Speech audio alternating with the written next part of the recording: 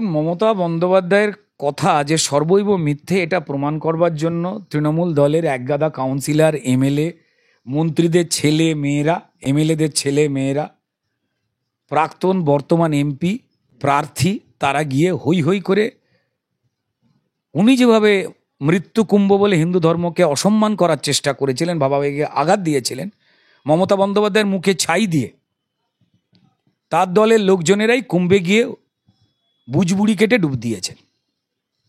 তাদের কারুর একজিমা হয়নি, চুলকুনি হয়নি, ভাইরাস ব্যাকটেরিয়া কিচ্ছু হয়নি। এই দূষিত জলে তারা দিব্যি বেঁচে আছেন। আর মমতা বন্দ্যোপাধ্যায় তাকিয়ে খিলখিল করে এক চোখ টিপে এরম করে হাসছেন, কেমন দিলাম।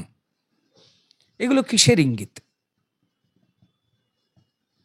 মমতা বন্দ্যোপাধ্যায় যে সর্বৈব মিথ্যেবাদী, আর এবং তার পরিষ্কারেই বিভিন্ন রকম উগ্র মৌলবাদী শক্তির পক্ষে কথা বলা, দুর্গাপূজা, সরস্বতী পুজো বন্ধ করা, বিশ্বকর্মা পুজো বন্ধ করে হিন্দুদের ক্ষোভের মুখে পড়ে, সংখ্যাগরিষ্ঠদের মুখে পড়ে বদমাইশি শয়তানি ধরা পড়ে যাওয়ার পরে সরকারি কর্মীদের দায় দোষ চাপিয়ে দেওয়া হচ্ছে এখন ববি হাকিম বাঁচতে।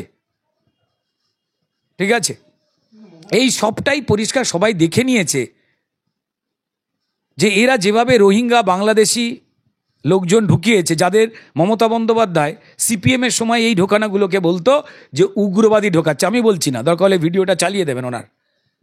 তো এরা যখন পরিষ্কার পশ্চিম, এরা তো চাকরি বাকরি পাবে না, এদের কোনো সার্টিফিকেট নেই, আর থাকলেও সেটা অন্য দেশের, এই দেশে চলবে না। তৃণমূলেদের আধার কার্ড, ভোটার কার্ড, পাসপোর্ট করিয়ে দিয়েছে পয়সাকে, কিছু লোক জেলে গেছে, আবার যাবে যারা পাপ করেছে। তো এরা যখন বোম, গুলি, বন্দুক, অপরাধের সঙ্গে যুক্ত হয়ে কাজ করবে, আর তো কোনো ভদ্র কাজ পাবে না। এরা তো মানুষ মারবে, মানুষ মারলে কাকে মারবে? এরা বেছে মারবে যে তৃণমূলে আমার ভোটার কার্ড করে দিয়েছিল, আধার কার্ড করে দিয়েছিল। মমতা বন্দ্যোপাধ্যায় পরিকল্পিতভাবে যেভাবে ভারতবর্ষের সর্বনাশ করবার জন্য পশ্চিমবঙ্গে উগ্রবাদ, অভাব, দুর্নীতির আঁতুরঘর বানিয়ে নিয়েছেন, তাতে এই তৃণমূলের নানান লোকজনের পরিবাররাও তো ইনডিরেক্টলি ক্ষতিগ্রস্ত। কাহাতক সহ্য করতে পারে কিছু মানুষ, যাদের সামান্য বিবেক বা মনুষ্যত্ব রয়েছে, তারা ওই দল ছেড়ে বেরিয়ে আসছেন, বা ওই দলে চুরি জোচ্চুরি বা দুর্নীতির সমর্থন না করলে কেউ টিকে থাকতে পারবেন না কোনো পদে। তাই কিছু লোক রয়ে গেছেন, এখনও যদি শেষ মুহূর্তে মাল কামিয়ে নেওয়া যায়। আবার অনেকে বেরোবার চেষ্টা করছেন, হতে পারে মহামৈত্র সেই রাস্তায় হাঁটছেন। এ নিয়ে আপনার কিছু, আমার কিছু ব্যক্তিগতভাবে বলবার নেই, মানুষ তো দেখতেই পাচ্ছেন, চাইতেই পারেন।